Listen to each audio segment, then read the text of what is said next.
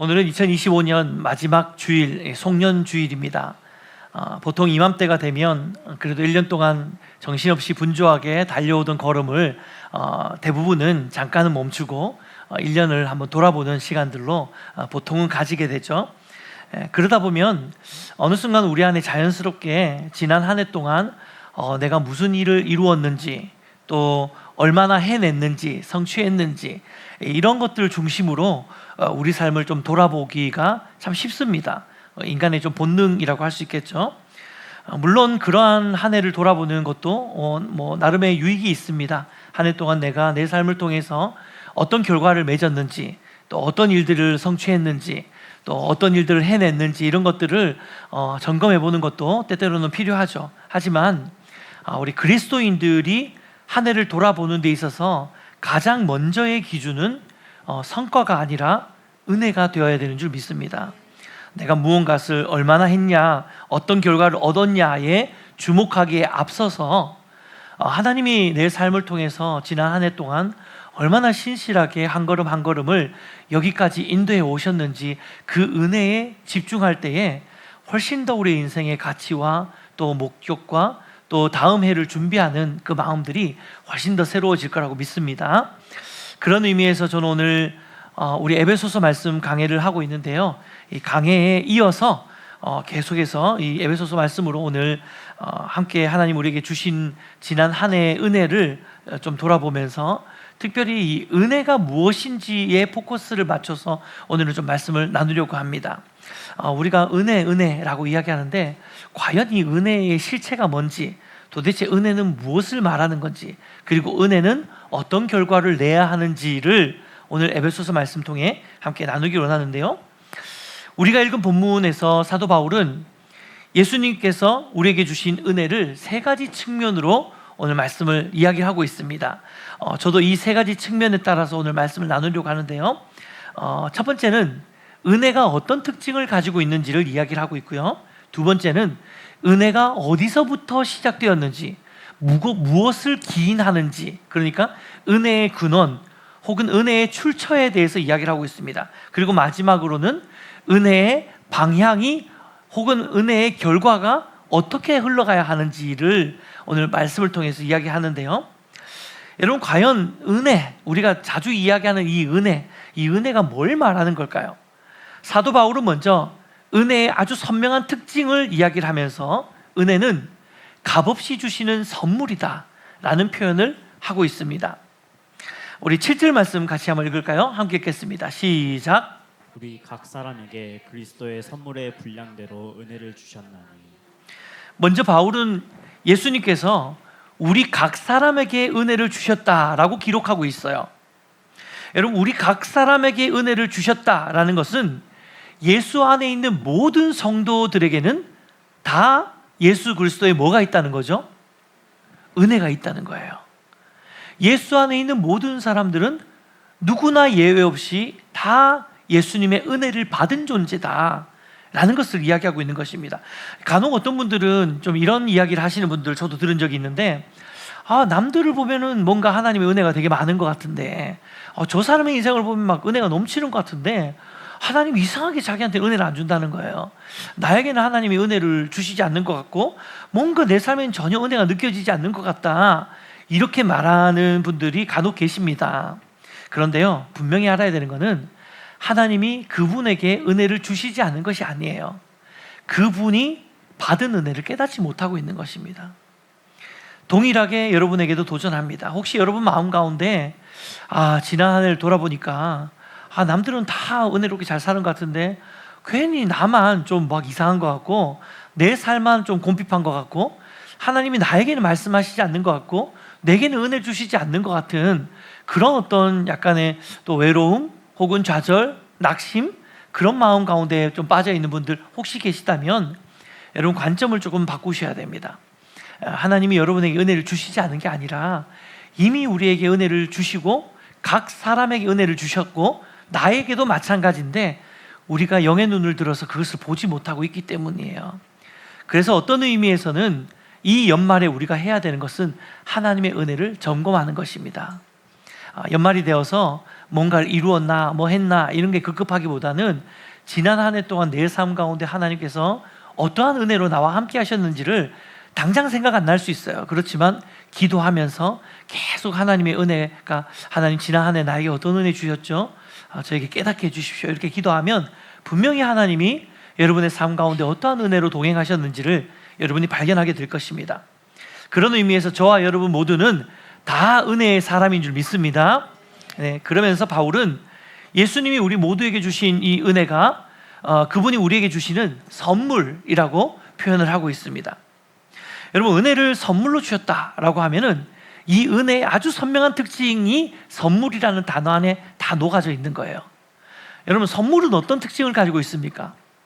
선물의 가장 큰 특징이 뭔지 아세요? 공짜라는 거예요. 네. 여러분, 성탄절, 우리 지난번 성탄절 예배를 드리면서도 저희 교회에서 이렇게 성탄 같이 나눔을 했잖아요. 여러분, 그 성탄절 선물 나눔할 때 혹시 그 선물을 받고 난 다음에 돈을 지불하신 분 계십니까? 네. 아니면 혹시 그 선물을 받기 위해서 여러분이 특별한 무슨 행동을 하신 게 있습니까? 뭐 개인기를 보여줬다든지, 특별히 선물을 받기 위한 노력을 했다든지, 그런 분 안 계시죠? 오늘 우리 그 소영자매님 뒤에 계시는데, 소영자매 제가 그 성탄 예배할 때 잘 모르는 자매님이 앉아 계셔서 제가 얼굴을 잠깐 보긴 했었는데, 그날 소영자매님도 선물 받아가셨죠? 네. 소영자매 혹시 돈 내신 건 아니죠? 네, 네, 그렇죠. 네. 여러분, 선물을 돈을 주고 받았다, 혹은 내가 특별히 노력한 결과로 선물을 받았다, 그럼 그 순간 그건 선물이 되는 게 아니에요. 보상이 됩니다. 선물은 값 없이 주는 것이 선물이에요. 조건 없이 주는 것이 선물입니다. 만약에 우리가 보상으로 무언가를 받았다면 이 보상이 내가 기대하는 것만큼의 보상의 양이 아니거나 보상의 질이 아닐 경우에 우리는 그 보상에 불평을 품을 수 있습니다. 불만을 가질 수 있죠. 보상이 적절하지 않는 것 같아. 불만을 가질 수 있습니다. 그런데 선물에는 누구라도 불평할 수가 없어요.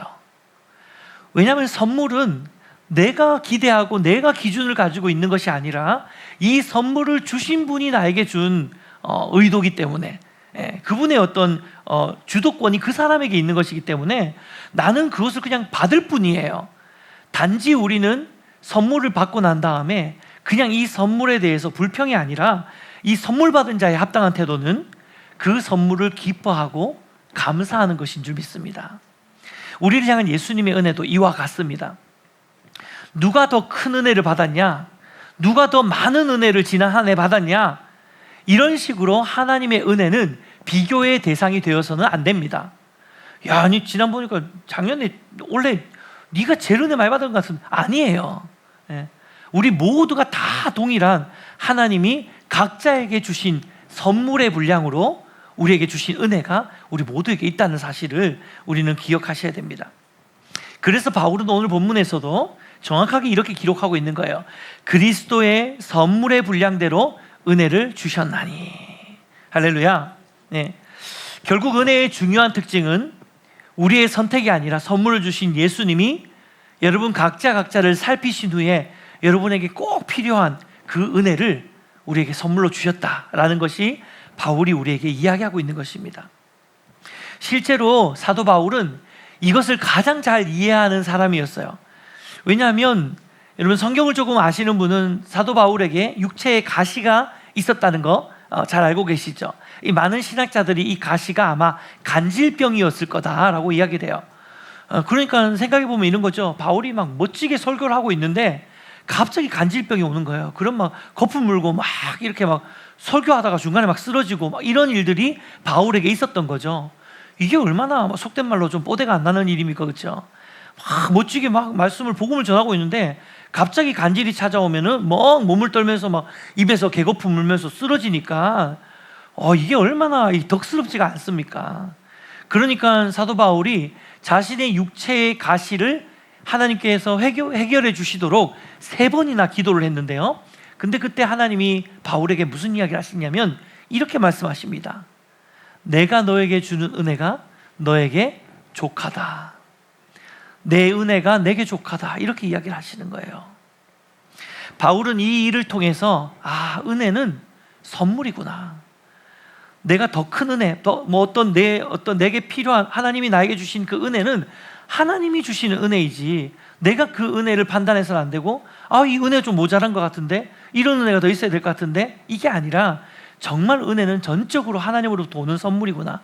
다만 나는 그 선물을 받고 난 뒤에 내가 이것에 만족하고 자족하고, 그러면 이 선물에 감사하고 기뻐하며 선물 받은 자의 합당한 삶을 살아야 되겠구나. 이게 바울이 내린 결론이고, 실제로 이런 모든 어떤 바울 서신 안에는 바울의 이러한 생각들이 다 녹아져 있다는 것을 성경을 조금만 보시면 금방 발견하게 되실 것입니다.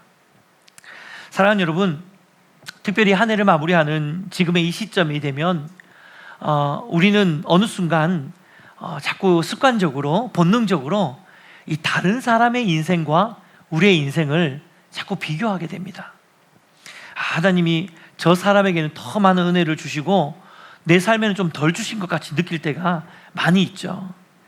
하지만 바울은 오늘 본문을 통해서 우리에게 이렇게 말씀해 주고 있습니다. 예수님이 당신의 삶에, 여러분의 삶에 가장 필요한 은혜를 이미 여러분에게 선물로 주셨습니다. 아멘입니까? 네. 사랑하는 여러분, 이 연말에 이 말씀 붙들고 우리가 다른 어떤 은혜 구하지 않으리, 이 찬양의 가사처럼 오직 주님만이 내 삶의 도움이시고 주님만이 나의 은혜이십니다 라는 믿음으로 받은 은혜를 돌아보면서 우리 감사로 한 해를 마무리하는 우리 모든 청년들, 또 우리 모든 성도님 되시기를 주님의 이름으로 축복해 드립니다. 두 번째, 바울은 이 은혜가 이제 어디에서 비롯되었는지를 설명하면서 은혜의 근원 혹은 은혜의 출처를 이야기를 하는데요, 바울은 우리가 받고 있는 은혜, 우리가 누리고 있는 이 은혜의 출처를 예수 그리스도의 십자가의 승리에서 찾고 있습니다.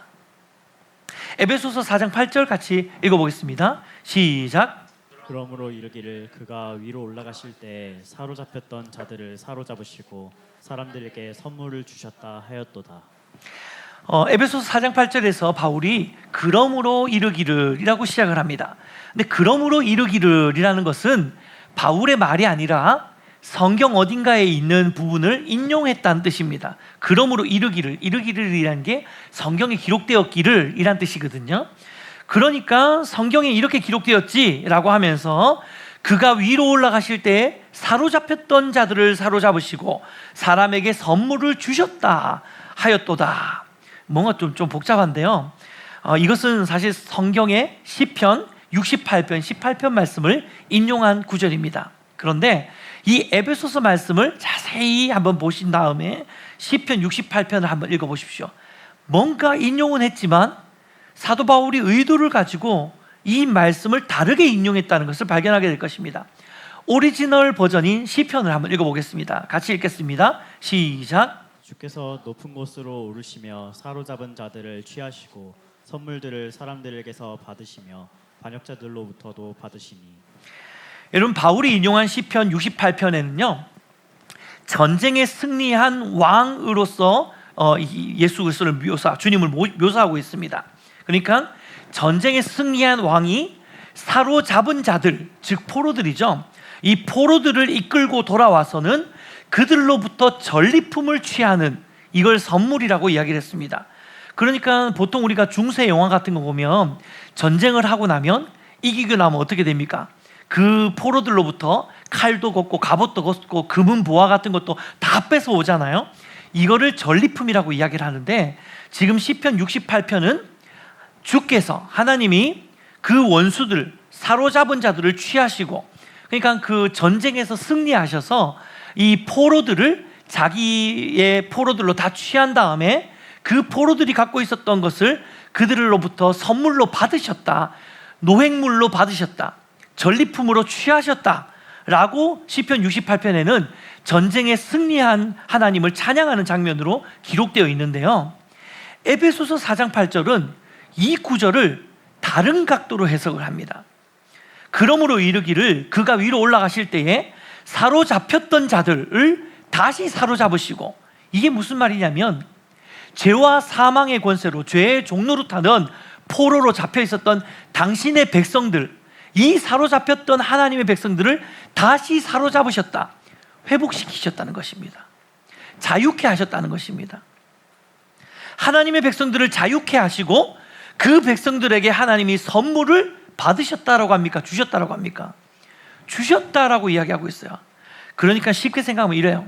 하나님이 시편 68편에서 대적에게 빡 두드러 패고 전리품을 취한 다음에 이거를 잡혀 있었던 하나님의 백성들에게 에베소서에서 풀어주시는 거예요. 자, 이거 이제 내가 다 뺏어온 거야. 너네 다 해. 라고 하면서 선물로 주시는 장면을 사도 바울이 기록하고 있는 것이죠. 여러분, 이게 얼마나 놀라운 은혜인지 모릅니다. 하나님께 예수 그리스도께서 십자가에 놀라운 구원의 승리를 이루시면서 죄와 사망의 권세에서 우리를 자유케 하셨죠. 이제 우리가 그 자유케 되어진 그 자유함 안에서 이제는 그리스도께서 십자가의 보혈의 능력으로 우리를 자녀 삼으신 것뿐만 아니라 자녀의 특권도 주시고 권세도 주시고 그리고 기업도 주시고, 우리 에베소서 계속 이야기하고 있는 기업의 영광의 풍성함이잖아요. 이 기업을 주시면서 우리에게 사로잡혔던 빼앗겼던 그 재산을 회복시켜 주시고 그 자녀의 특권을 회복시켜 주시고 그 생명의 구원을 회복시켜 주시는 이 놀라운 전리품들을 원수로부터 뺏어서 우리에게 주셨다는 것입니다. 아멘입니까? 이것을 지금 에베소서는 기록하고 있는 것이에요. 그러면서 바울은 마치 이 승리한 왕이 누구신지를 확증하듯이 그 이어지는 에베소서 9절 10절 말씀에서 예수님께서 이 땅에 내려오셨다가 다시 보좌로 올라가신 그 예수님의 모습을 보여줍니다. 무슨 말입니까? 이 승리자가 바로 예수님이다. 우리에게 이런 놀라운 승리를 주신 분, 우리에게 이런 놀라운 은혜를 선물로 주신 분이 예수님이다 라고 이야기하고 있는 것입니다. 사랑하는 여러분, 우리가 받은 이 은혜는 그런 의미에서 우리의 실력으로 받은 것이 아닙니다. 우리가 받은 은혜는 예수 그리스도의 승리에서부터 나오는 은혜인 줄 믿습니다. 여러분, 이 사실이 얼마나 중요한 진리인지 아시길 바랍니다. 왜냐하면요, 우리가 때로는 신앙생활을 하다 보면 나의 연약함과 나의 죄성으로 인해서 하나님의 은혜가 나에게서부터 멀어지는 것 같은 느낌을 받을 때가 종종 있습니다. 그리고 때때로는 하나님의 은혜가 내 안에서 소멸되는 것 같은 그런 느낌을 받을 때도 아마 여러분도 많이 경험을 하셨을 거예요. 여러분, 은혜가 나의 어떠함에 기반했을 때는 이런 일들이 일어나는 것입니다. 내가 잘 살아야 되고 내가 하나님 자녀답게 살아야지 이 은혜가 내게 임하는 것이라면 나의 어떠함에 따라서 은혜는 있다가도 없어지는 거예요. 내가 열심히 신앙생활하면 은혜가 충만하고 내가 열심히 신앙생활하지 않으면 은혜가 안 충만하고 저기 멀리 떠나버리고 다 소멸되어 버리고. 근데 이게 우리가 보통 갖고 있는 생각 아닙니까? 은혜를 자꾸 우리의 어떠함에 함께 연결시켜서 은혜를 생각하는 게 쉬운 게 보통 우리들이 가지고 있는 생각이에요. 그런데 성경은 그렇게 이야기하고 있지 않아요. 우리가 가장 약할 그때에 가장 놀라운 은혜가 임할 수도 있는 것입니다. 내가 생각지도 못했을 때 하나님의 놀라운 은혜가 우리 가운데 하나님께서 값없이 주시는 선물로 우리에게 임할 수 있는 거거든요. 왜냐하면 이 은혜는 나로부터 기반하는 것이 아니기 때문에, 나로부터 시작되어진 내가 근거가 아니기 때문에요. 은혜의 근거는 예수님의 십자가의 능력인 줄 믿습니다. 여러분, 우리가 영적 전쟁에서 자꾸만 패배하는 것 같은 이 패배감이 드는 그 순간에도 하나님께서 우리에게 은혜를 주실 수 있다는 사실, 여러분 기억하셔야 됩니다. 여러분, 저는 그래서 이 진리가 우리에게 선포되어야 된다고 생각하는데요. 따라해 봅시다. 예수님이 이미 승리하셨습니다. 다시 한번, 예수님이 이미 승리하셨습니다. 아멘입니까? 내가 승리해서 은혜를 전리품으로 취하는 게 아니에요. 예수님이 이미 승리해 주셨기 때문에 그 은혜를 우리에게 전리품으로 나누어 주시는 것입니다. 그래서 우리는 이 은혜가 우리에게 임할 때 그냥 감사하면 되는 거예요. 하나님을 찬양하면 되는 것입니다. 그리고 나의 어떠함이 아니라, 나의 조건이 아니라, 나의 공로가 아니라 오직 예수 그리스도의 승리를 붙들고 의지하면서 그 은혜를 붙들며 나아갈 때 하나님께서 우리에게 얼마나 놀라운 은혜를 주셨는지를 날마다 깨닫게 되어질 것입니다. 할렐루야. 마지막으로 세 번째로 바울은 이제 이 은혜의 방향을 이야기를 합니다. 다르게 이야기하면 은혜의 결과죠. 은혜 받은 사람은 이제 이 은혜를 어떻게 흘려보내야 하는지, 어떠한 이 은혜로 어떠한 결과를 내야 되는지를 이야기를 하면서 사도 바울은 섬김의 삶으로 흘러가야 한다고 이야기를 하고 있습니다. 바울은 이 은혜가 단지 개인의 신앙의 경험에 머무는 것이 아니라 교회 공동체 안에서 섬김의 모습으로 확장되어야 한다고 말하고 있습니다. 11절 말씀 같이 읽겠습니다. 시작. 그가 어떤 사람은 사도로, 어떤 사람은 선지자로, 어떤 사람은 복음 전하는 자로, 어떤 사람은 목사와 교사로 삼으셨으니. 여러분, 이 목록은 직분 소개를 하는 목록이 아닙니다. 은혜가 실제적으로 어떤 섬김의 역할로 흘러가는지를 보여주고 있는 말씀입니다. 우리가 처음 살폈던 것처럼 은혜의 특징은 우리 각자에게, 각 사람에게 은혜의 분량대로 하나님이 주시는 선물이고, 이 선물이 다 서로 다른 모습이다, 서로 다 다른 분량에 맞는 다른 선물들을 하나님이 각자에게 주신다라고 은혜의 특징을 살펴본 것처럼, 여러분, 우리가 받은 은혜가 섬김의 모습으로 흘러갈 때에도 결국은 자기가 받은 은혜의 특징들이 다 다르기 때문에 그 은혜에 맞게 나도 섬기게 되는 것입니다. 사람에 관심이 많은 사람들은 조금 더 사람을 대하는 쪽으로 섬기게 되는 거고요, 기능을 가지고 있는 지체들 같은 경우에 은사를 선물로 주신 분들은 그 은사를 가지고 또 하나님을 섬기게 되는 것이죠. 특별한 어떤 자신 안에 주신 그 은혜로 말미암아 그 은혜에 합당한 자리로 섬김과 봉사와 또 함께 교회를 세워가는 그 공동체 안으로 하나님은 여러분 개인의 은혜를 그쪽으로 해서 선순환으로 흘려보내시는 것, 이것이 바로 영적인 원리인 것이죠. 그리고 바울은 이 은혜의 방향이 각자의 섬김과 사역을 통해서 결국 12절 말씀처럼 성도를 온전하게 하여 봉사의 일을 하게 하며 그리스도의 몸을 세우는 곳으로 궁극적으로는 흘러가야 된다라고 이야기합니다. 여러분, 이게 무슨 말입니까? 이 개인의 은혜는 단지 개인만 은혜 받고 끝나는 것, 개인만 은혜 받고 감사하고 끝나는 게 아니라 반드시 이 은혜는 선순환이 되어져서 다른 곳으로, 다른 사람들을 향해서나 혹은 교회 공동체 혹은 온 세계, 온 열방을 향해서 내가 받은 그 은혜가 흘려보내고 흘러가는 그런 은혜가 되어야 한다는 것을 이야기하고 있는 것이죠.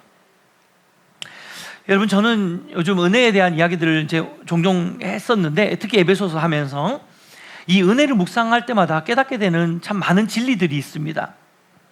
은혜에는 참 이 은혜라는 존재가 아주 특별한 것 같아요. 왜냐하면 이 은혜는 정말로 하나님이 이 선물로 주신 의도가 있을 거 아니에요. 그 의도에 맞게 이 은혜를 우리가 사용하지 않으면 이 은혜는 굉장히 다른 방향으로 변질되기가 쉬운 것이 또 은혜예요. 그래서 저는 은혜를 이렇게 표현합니다. 상하기 쉬운 음식. 여러분, 은혜는 굉장히 상하기 쉬운 음식이에요. 은혜를 제대로 여러분이 관리하지 않으면 이 은혜는 굉장히 쉽게 상하게 됩니다.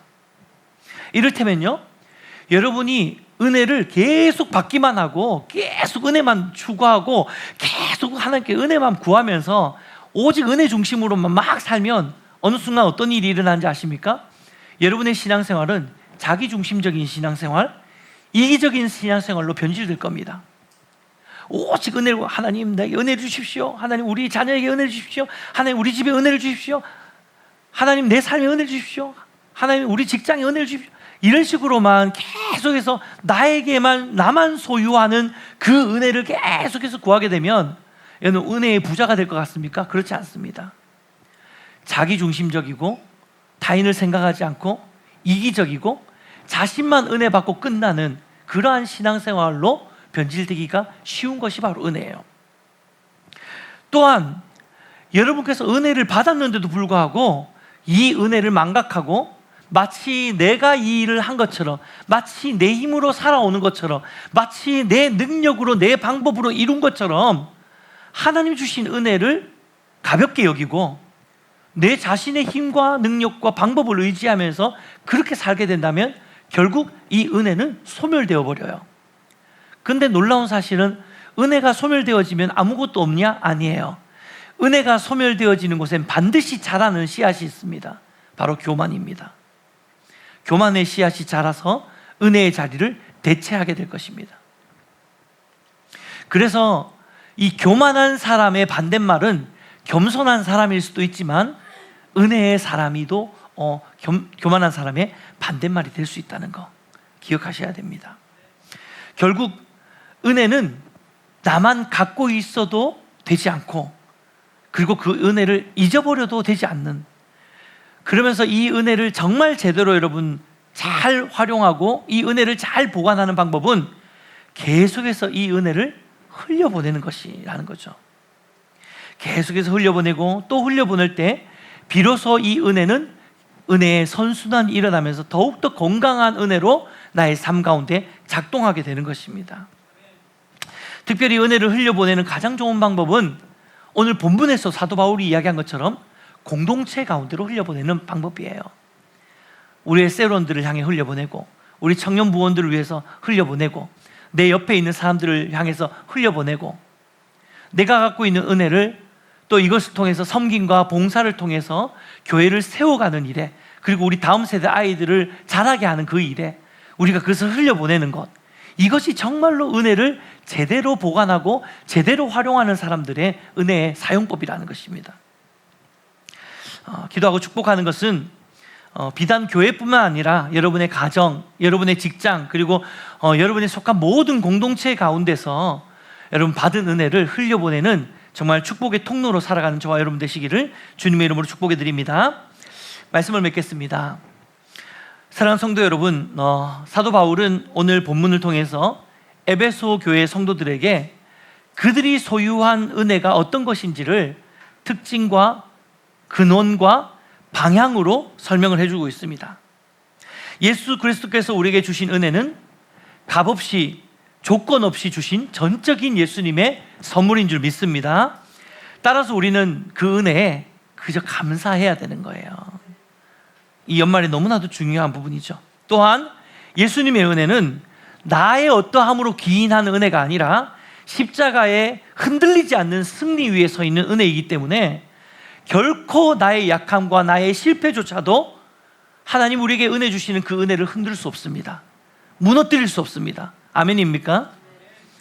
우리가 가장 낮고 가장 초라하고 가장 보잘것없는 그 상황 속에 있는 깊은 수렁 가운데 꺼져 있는 그때에도 하나님의 은혜의 손길은 충분히 우리를 건져내실 수 있는 능력이 있는 줄 믿습니다.